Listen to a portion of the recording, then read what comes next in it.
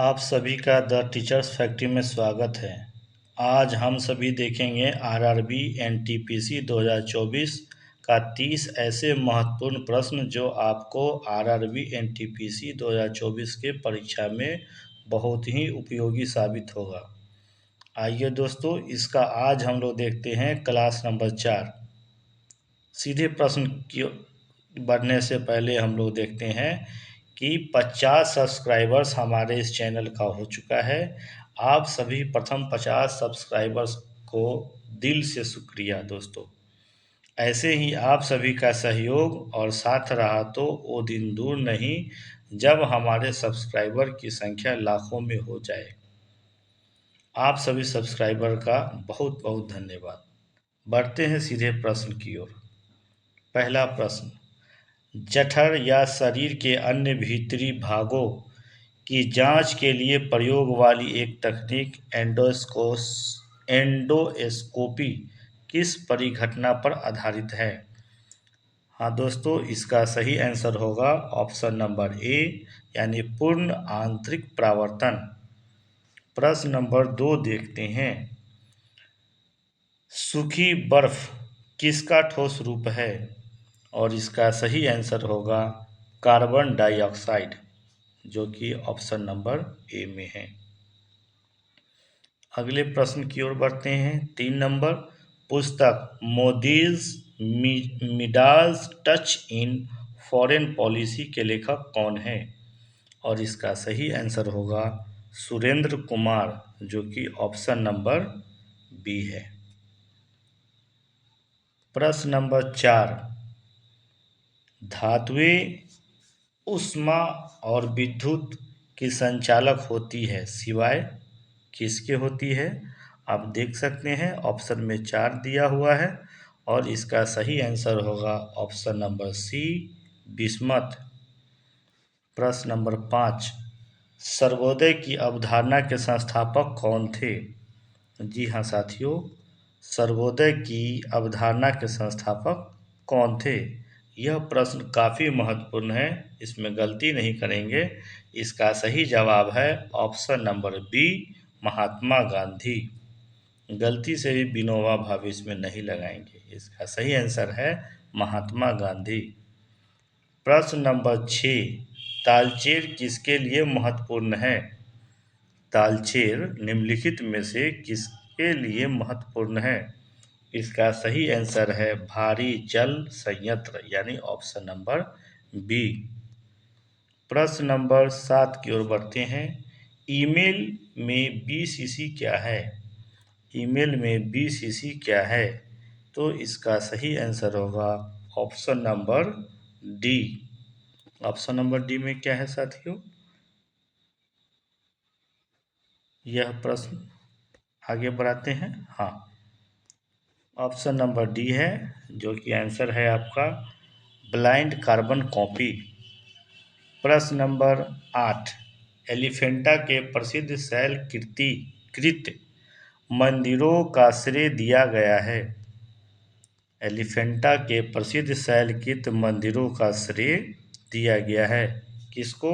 तो option number D, चालुक्यों।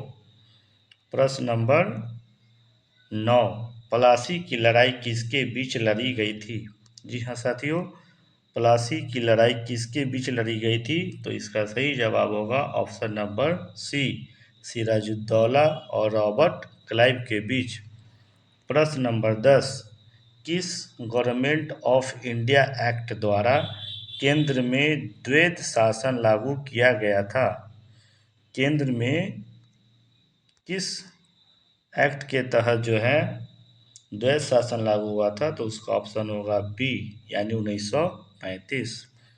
प्रश्न number 11, Akbar का प्रसिद्ध राजस्व मंत्री कौन था? इसका सही जवाब होगा ऑप्शन नंबर सी, टोडरमल। प्रश्न नंबर 12, 1905 में बंगाल विभाजन के फलस्वरूप एक आंदोलन आगे बढ़ा था जिसका नाम है? जी हाँ साथियों, जिसका क्या नाम है? आप ऑप्शन को गौर से देखें तो उसका सही जवाब ऑप्शन नंबर बी, स्वदेशी आंदोलन। अगले प्रश्न की ओर बढ़ें।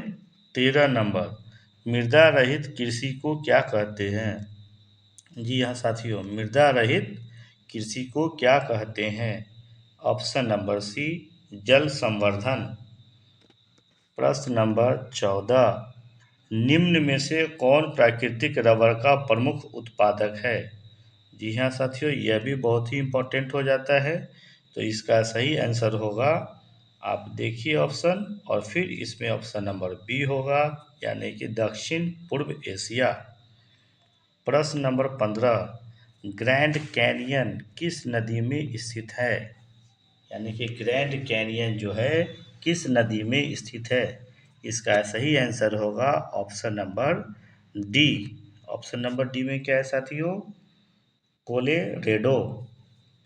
साथियों, अभी तक अगर आप में से कोई भी व्यक्ति अगर हमारे इस चैनल को सब्सक्राइब नहीं किए हैं तो कृपया सब्सक्राइब कर लें, और अगर आपके कोई साथी मित्र बंधु अगर उन्होंने भी अगर सब्सक्राइब नहीं किए हैं तो कृपया उन्हें आप शेयर कर दें ताकि वो भी सब्सक्राइब कर ले, उनको भी बेनिफिट मिले। बढ़ते हैं अगले प्रश्न की ओर। प्रश्न नंबर है 16, भारतीय खाद्य निगम की स्थापना की गई थी? किस कार्य के लिए की गई थी? इसमें से बहुत सारे ऑप्शन हैं, और इसका जो सही ऑप्शन जो आंसर होगा वो होगा ऑप्शन नंबर डी, उपयुक्त में से सभी के लिए। जी हाँ साथियों, अन्न प्राप्त करने के लिए भी, अन्न के भंडारण के लिए भी, अन्न के आयात के लिए भी। प्रश्न नंबर 17 देखते हैं। पर्यावरण संरक्षण अधिनियम का उद्देश्य है? इसमें से फिर चार ऑप्शन हैं, और इसका सही आंसर होगा ऑप्शन नंबर डी, उपयुक्त सभी। जी हाँ साथियों, उपयुक्त सही सभी होगा।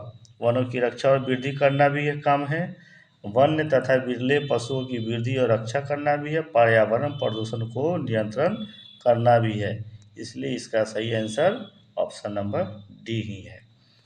प्रश्न नंबर 18 की ओर बढ़ते हैं। निम्नलिखित में से कौन सा कथन सही नहीं है? अब इसमें से देखना है, बहुत सारा चीज़ लिखा हुआ है ऑप्शन में, तो और इसका सही आंसर जो होगा हमारा option number A. Option number A में क्या लिखा है साथियों? निकृष्ट मुद्रा खरी मुद्रा को संचालन से बाहर धकेल देती है, ये इसका आंसर है। प्रश्न नंबर हम 19वां देखते हैं। रजिस्टर उच्च गति स्मृति तत्व है जो स्थित होते हैं, कहाँ पे स्थित होते हैं? ऑप्शन नंबर बी, यानी कि सीपीयू में। कहाँ पे होते हैं ये?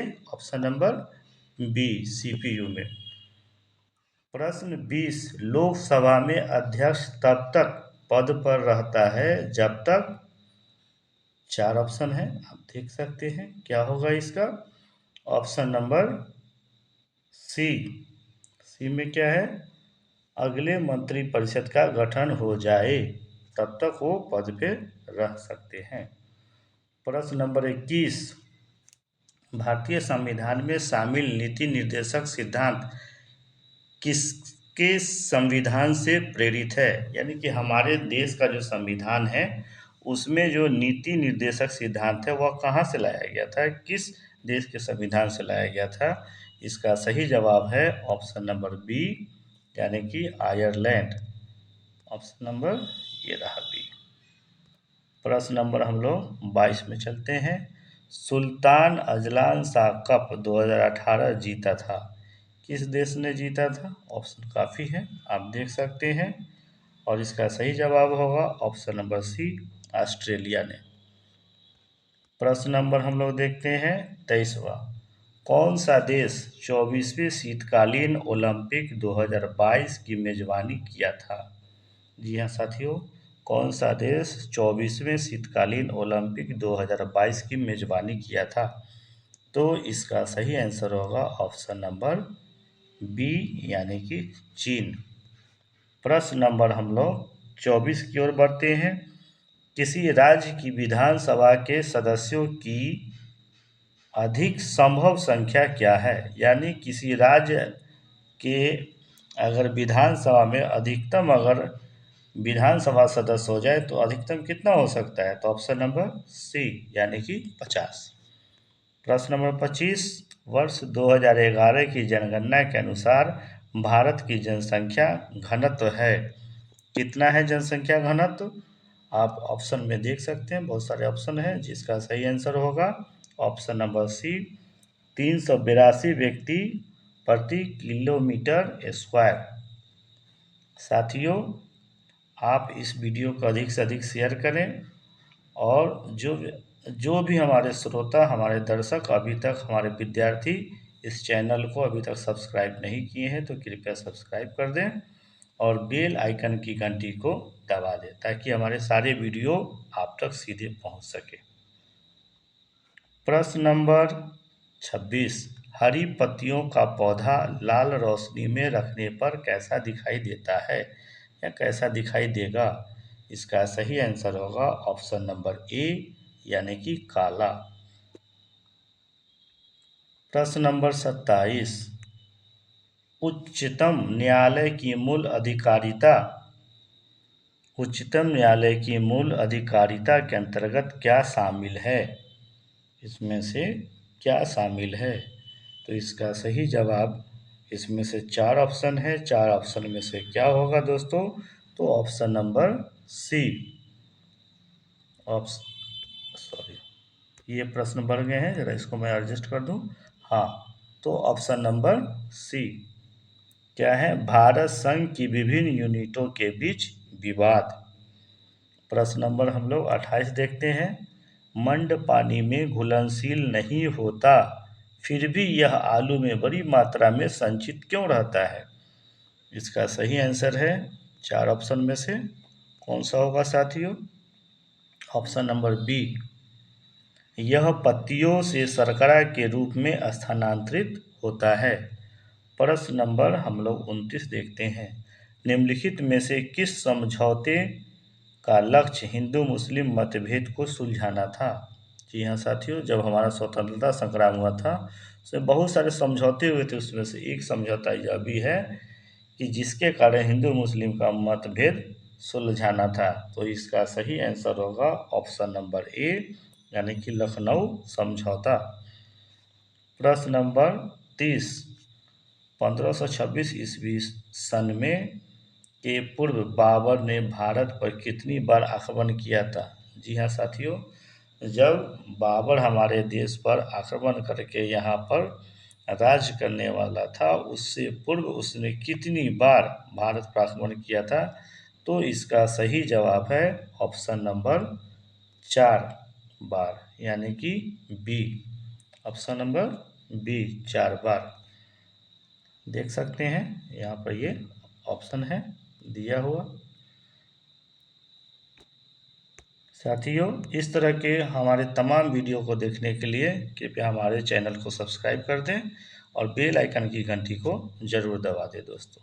बहुत बहुत धन्यवाद नेक्स्ट वीडियो के लिए।